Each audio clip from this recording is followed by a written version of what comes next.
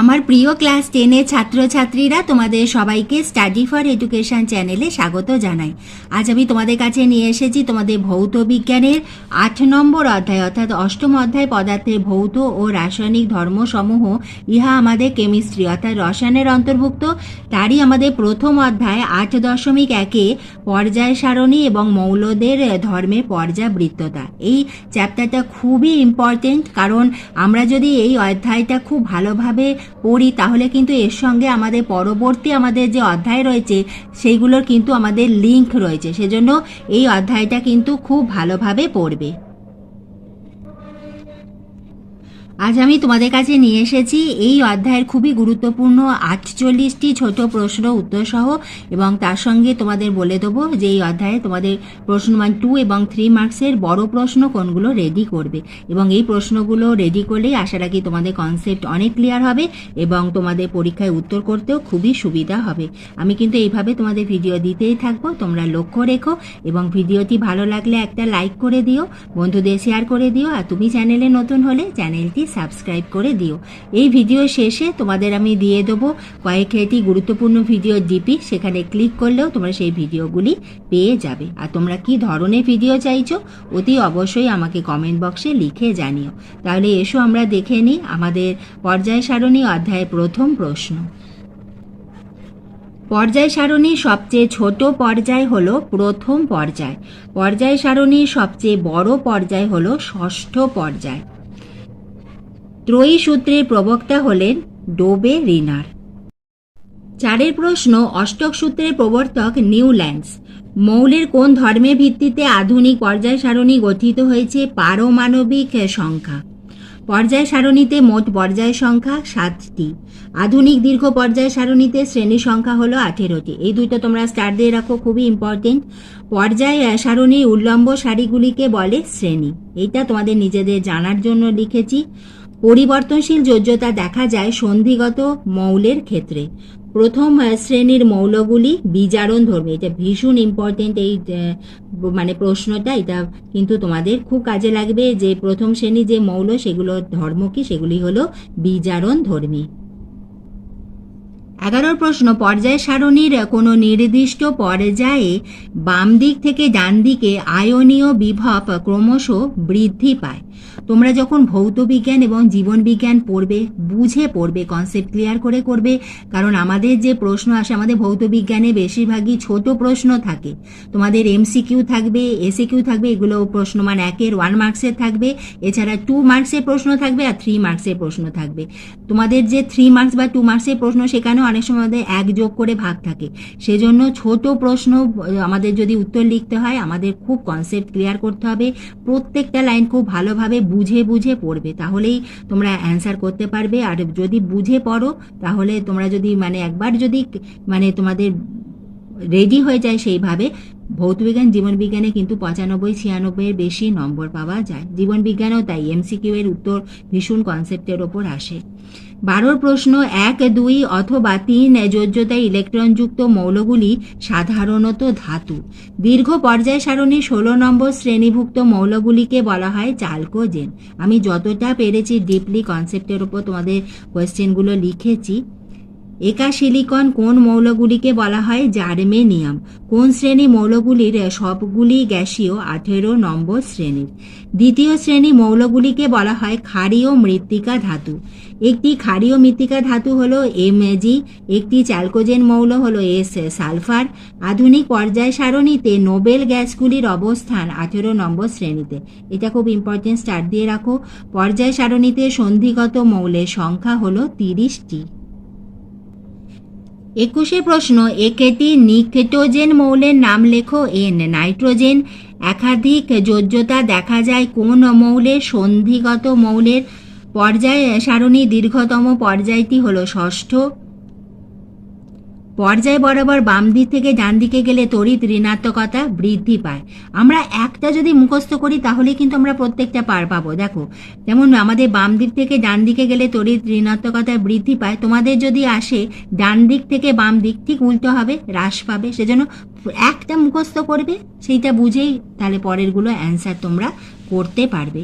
ষষ্ঠ পর্যায়ে মৌলের সংখ্যা হলো 32টি। একটি সন্ধিগত মৌলের নাম হলো সিআর ক্রোমিয়াম। পর্যায় সারণীতে শেষ প্রাকৃতিক মৌলটি হলো ইউরেনিয়াম। পর্যায় সারণী কোনো নির্দিষ্ট পর্যায়ে বাঁদিক থেকে ডান দিকে গেলে আয়নীয় বিভব ক্রমশ বাড়ে, বৃদ্ধি পায়। তোমাদের এই অধ্যায়ের, আমাদের পিরিয়ডিক টেবিল অধ্যায়ের শেষে দেখবে আমাদের যে আয়নীয় বিভব, পর্যায় সারণী, জারণ বিজারণ, এগুলোর ওপর যে আমাদের ধর্মগুলো রয়েছে ওখান থেকে প্রশ্ন আসবেই। ওখানটা খুব ভালোভাবে পড়বে। এখানে কি ধরনের প্রশ্ন আসে, আমাদের যে মৌলগুলো দিয়ে দেবে কোনো পর্যায়ে, বলবে এদেরকে আয়নীয় বিভব অনুযায়ী ঊর্ধ্বক্রমে সাজাও, নিম্নক্রমে সাজাও, এইভাবে দেয়। এটা পর্যায় সারণীর তোমাদের বাম দিক থেকে বাড়ছে কি ডান দিক থেকে বাড়ছে, ওপর থেকে নিচে কিভাবে যাচ্ছে, কিভাবে বৃদ্ধি পাচ্ছে, এই ধরনের সেখানে কনসেপ্টের ওপরে তোমাদের প্রশ্ন আসবে। পরের প্রশ্ন, আধুনিক পর্যায় সূত্র মৌলের যে ধর্মের ওপর ভিত্তি করে গড়ে উঠেছে তা হলো পারমাণবিক ক্রমাঙ্ক। মেন্ডেলিপে পর্যায় সূত্রে ভিত্তি হলো মৌলের পারমাণবিক ভর। তোমরা কি ধরনের ভিডিও চাইছো? আমি তো আমার মতো তোমাদের ভিডিও দিচ্ছি যেটা তোমাদের খুবই উপকারে আসে। এছাড়াও তোমরা কি ধরনের ভিডিও দিলে তোমাদের আরও উপকার আমি করতে পারবো, তোমাদের হেল্প করতে পারবো, আমাকে কমেন্ট বক্সে লিখে জানাও, আমি সেইভাবেই তোমাদের ভিডিও দেবো। আর একবার দেখে নিও ডেসক্রিপশান বক্সটা, সেখানে রয়েছে আমার প্রতিটি বিষয় প্লে লিস্ট। আর প্লে লিস্টে ক্লিক করলেই তোমরা প্রতিটি অধ্যায় চ্যাপ্টার ওয়াইজ ছোট প্রশ্ন উত্তর সহ অ্যান্ড ইম্পর্টেন্ট যে বড় প্রশ্ন সেগুলো পেয়ে যাবে, কারণ আমি চাই তোমাদের রেজাল্ট খুব ভালো হোক। 31 প্রশ্ন, যে কোনো পর্যায়ে মৌলগুলির ক্ষেত্রে কাদের আয়নন শক্তি সবচেয়ে বেশি? Nobel gas. দীর্ঘ পর্যায় সারণী 13 নম্বর শ্রেণীতে অবস্থিত একটি মৌল এম এর অক্সাইডের সংকেত হলো M2O3। এটা কিভাবে হয়ে থাকে? দেখো, 13 নম্বর যেহেতু শ্রেণীতে রয়েছে সেজন্য এম এর যোজ্যতা কত? 3। অক্সিজেনের যোজ্যতা আমরা জানি 2। এবার আমরা যখন সংকেত লিখি কি না, আমাদের প্রথম যে মৌল তার যোজ্যতাটা আমাদের দ্বিতীয় মৌলের নিচে বসে এবং দ্বিতীয় মৌলের যোজ্যতা প্রথম মৌলের নিচে বসে। সেজন্য এখানে আমাদের যে অক্সাইডের সংকেত সেটা M2O3। এইভাবে আমরা যে কোনো অক্সাইডের সংকেতই কিন্তু লিখতে পারবো। 33 প্রশ্ন, হ্যালোজেন মৌলগুলির যোজ্যতা কক্ষে ইলেকট্রন সংখ্যা 7। 13 নম্বর শ্রেণীতে এম একটি মৌল, এই মৌলের ক্লোরাইডের সংকেত হলো MCl3। কারণ 13 নম্বর শ্রেণী সেজন্য এম এর যোজ্যতা 3, আর আমরা ক্লোরিনে জানি যোজ্যতা 1। এম এর এখানে আমাদের বসেছে 1, 1টা লেখা হয় না, শুধুমাত্র সেই মানে মৌলটাই লেখা হয়, সেজন্য এম লিখেছি। আর এম এর যোজ্যতা যেহেতু 3 সেজন্য ইহা হয়ে গেল MCl3। প্রথম সন্ধিগত সারির শেষ মৌলটি হলো Zn, জিঙ্ক। সর্বোচ্চ প্রথম আয়নীকরণ বিভব সম্পন্ন মৌল হলো He, হিলিয়াম। মৌলের রাসায়নিক ধর্ম নির্ভর করে মৌলের পারমাণবিক সংখ্যার ওপর। পারমাণবিক সংখ্যার ওপর কিন্তু তাদের যে রাসায়নিক তাদের যে কেমিক্যাল ক্যারেক্টার, তারা কিভাবে রাসায়নিক বিক্রিয়ায় অংশগ্রহণ করবে, এগুলো কিন্তু সকল কিছুই নির্ভর করে পারমাণবিক সংখ্যার ওপর। কারণ পারমাণবিক সংখ্যা আমাদের ইলেকট্রনের বাইরের কক্ষপথে কয়টি ইলেকট্রন আছে সেইটা আমাদের নির্ভর করে, এবং বাইরের ইলেকট্রনের দ্বারাই কিন্তু আমাদের যত রাসায়নিক বিক্রিয়ায় যে অংশগ্রহণ সেটা আমাদের নির্ভর করে। সেটা সমযোজী বন্ধন গঠন হবে কি সেখানে আয়নীয় বিভব হবে, সেইগুলো আমাদের সকল কিছু পারমাণবিক সংখ্যার উপর নির্ভর করে বলেই রাসায়নিক ধর্ম নির্ভর করে মৌলের পারমাণবিক সংখ্যার ওপর। সবচেয়ে তীব্র বিক্রিয়াশীল অধাতব মৌলের নাম হলো ফ্লুওরিন, F। 39 প্রশ্ন, ধাতব ব্যাসার্ধ সমযোজী ব্যাসার্ধ অপেক্ষা বড়। ক্ষার ধাতুগুলির অক্সাইড তীব্র ক্ষারীয়। চ্যালকোজেন শব্দের অর্থ আকরিক উৎপাদক। হ্যালোজেন শব্দটি অর্থ হলো লবণ উৎপাদক। একটি তেজস্ক্রিয় মৌলের নাম হলো ইউরেনিয়াম। পর্যায় বরাবর বাম দিক থেকে ডান দিকে গেলে পরমাণু ব্যাসার্ধ কমে, ঠিক একইভাবে ডান দিক থেকে বাম দিকে গেলে পরমাণু ব্যাসার্ধ বৃদ্ধি পায়। পর্যায় সারণীতে শূন্য গ্রুপের মৌলগুলি রাসায়নিকভাবে নিষ্ক্রিয়। 46 প্রশ্ন, একটি হ্যালোজেন মৌলের নাম লেখো ক্লোরিন, Cl। জলের চেয়ে হালকা একটি ক্ষার ধাতুর নাম লেখো লিথিয়াম, Li। কোন মৌলকে মেন্ডেলিভ দুষ্ট মৌল আখ্যা দিয়েছিলেন? হাইড্রোজেন। এর সঙ্গে প্রশ্নটি যুক্ত হবে কেন? এটা তোমাদের 2 মার্কসের প্রশ্ন আসতে পারে। আজ আমি তোমাদের 48টি ছোট প্রশ্ন উত্তর সহ আলোচনা করে দিলাম। এবার এসো আমরা গুরুত্বপূর্ণ বড় প্রশ্নগুলি দেখে নিই। গুরুত্বপূর্ণ বড় প্রশ্নে প্রথম প্রশ্ন, মৌলে তড়িৎ ঋণাত্মকতা বলতে কি বোঝায়? উপর থেকে নিচের দিকে দীর্ঘ পর্যায় সারণীর গ্রুপ 1 মৌলগুলির তড়িৎ ঋণাত্মকতা কিভাবে পরিবর্তিত হয়? মেন্ডেলিপের পর্যায় সূত্রে সংশোধিত রূপ এটি লেখো। মৌলসমূহে পর্যাবৃত্ত ধর্ম বলতে কি বোঝায়? একটি উদাহরণসহ লেখো। একটি ধর্মের উল্লেখ করো যেটি পর্যাবৃত্ত ধর্ম নয়, সেটি হলো তেজস্ক্রিয়তা। 4 প্রশ্ন, ব্রোমিন, ফ্লোরিন, আয়োডিন, ক্লোরিনকে এক অধাতব ধর্মের নিম্নক্রম অনুসারে 2 পরমাণুর আকারের ঊর্ধ্বক্রম অনুসারে সাজাও।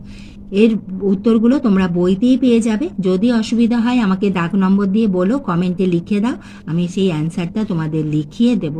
5 প্রশ্ন, পর্যায় সারণীতে হাইড্রোজেনকে ক্ষার ধাতুগুলির সঙ্গে একত্রে একই গ্রুপে স্থাপনের সপক্ষে এবং হ্যালোজেন মৌলগুলির সঙ্গে একত্রে স্থাপনের সপক্ষে 2টি করে যুক্তি দাও বা 2টি করে ইহা তাৎপর্য লেখো বা ব্যাখ্যা করো। 6 প্রশ্ন, মেন্ডেলিপে পর্যায় সূত্রটি বিবৃত করো। দীর্ঘ পর্যায় সারণীতে দ্বিতীয় পর্যায়ে কটি মৌল আছে? ওই পর্যায়ে শেষ মৌলটির নাম কি? এটি কোন গ্রুপে অবস্থিত? এখানে দেখেছো নাম্বার ডিভিশনটা 1+1+1। এখানে কিন্তু আমাদের সঠিক লিখলেই 1 নম্বর পাবে। আমাদের বড় প্রশ্নে যেমন তোমার 3-এতে যদি পুরোপুরি 3-এ থাকে সেখানে 2 আড়াইও দেওয়া যায়, কিন্তু যেখানে আমাদের নাম্বার ডিভিশনটা কম হয়ে যাবে, এভাবে 1 করে করে থাকে, সেখানে আমরা ফুল মার্কস পাবো এবং তাতে আমাদের নাম্বার ভালো উঠবে। 8 প্রশ্ন দেখো, কিভাবে পর্যায়গতভাবে ও শ্রেণীগতভাবে মৌলগুলির আয়নন শক্তি পরিবর্তিত হয়? পর্যায় সারণীতে মৌলের পারমাণবিক ব্যাসার্ধ কিভাবে পরিবর্তিত হয় তাহা ব্যাখ্যা করো। পর্যায় ও শ্রেণী বরাবর মৌলের বিজারণ ধর্মের পরিবর্তন লেখো। মৌলের জারণ ধর্ম পর্যায় ও শ্রেণী বরাবর কিভাবে পরিবর্তিত হয়? ধর্মগুলোর যে আমাদের যে কিভাবে পরিবর্তিত হচ্ছে এর ওপরই আমাদের প্রশ্ন আসে, সেখানে মৌলগুলো দিয়ে দেবে।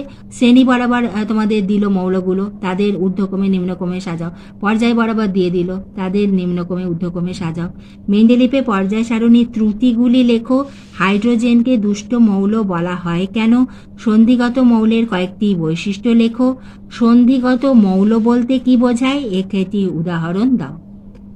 16 প্রশ্ন, সুপার হ্যালোজেন মৌল কাকে বলে? মুদ্রা ধাতু বলতে কি বোঝায়?